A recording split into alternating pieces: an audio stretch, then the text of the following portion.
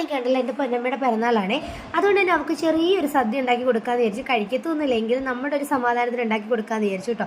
ഇന്നലെ രാത്രി തന്നെ അവിയലിനും സാമ്പാറിനും ഒക്കെ എല്ലാം ഞാനും അമ്മയും കൂടെ അരിഞ്ഞു വെച്ചു, തേങ്ങയും തിരുമ്പി വെച്ചു. അതാകുമ്പോൾ എളുപ്പമുണ്ടല്ലോ. പിന്നെ ആണെങ്കിൽ അമ്മ നമ്മുടെ നാരങ്ങാച്ചാറും ഇഞ്ചി അച്ചാറും ഒക്കെ ഇട്ട് വെച്ചിട്ടുണ്ടായിരുന്നു കേട്ടോ. ഞാൻ തന്നെ നമ്മൾ മാങ്ങാച്ചാറും ഉണ്ടാക്കി വെച്ചിട്ടുണ്ടായിരുന്നു. പിന്നെ പെട്ടെന്ന് തന്നെ സാമ്പാർ അങ്ങ് തട്ടിക്കൂട്ടി കേട്ടോ. നമ്മൾ വെണ്ടയ്ക്കൊക്കെ വഴറ്റിയാണ് സാമ്പാർ ഉണ്ടാക്കുക. നല്ല ടേസ്റ്റാണ് കേട്ടോ. ഇഡ്ഡലിക്കും ദോശയ്ക്കും ചോറിനും എല്ലാം ഒരുപോലെ പോകുന്നൊരു സാമ്പാറാണ് കേട്ടോ. നല്ല ടേസ്റ്റാണ്.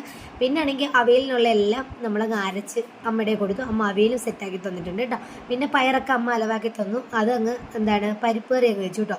സിമ്പിളായിട്ട് എല്ലാം വളരെ സിമ്പിളായിട്ട് ചെയ്തു. തോരനോ അങ്ങനെയുള്ള ഐറ്റംസ് ഒന്നുമില്ല, പച്ചടി കിച്ചടി അങ്ങനെയൊന്നും ഇല്ലായിരുന്നു. ചെറിയൊരു സദ്യ കേട്ടോ.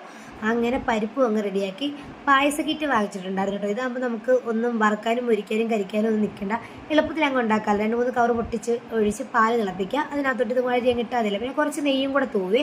പിന്നെ ഞങ്ങൾ പോയി പുറത്ത് നിന്ന് പോയിട്ടുണ്ടായിരുന്നു ഡ്രസ്സ് എടുക്കാൻ വേണ്ടി കുഞ്ഞിന് കേട്ടോ. അങ്ങനെ ഡ്രസ്സൊക്കെ എടുത്തിട്ട് വന്നിട്ട് പപ്പടവും കൂടെ കച്ചി ചോറൊക്കെ വിളമ്പി അങ്ങ് കഴിച്ചു കേട്ടോ.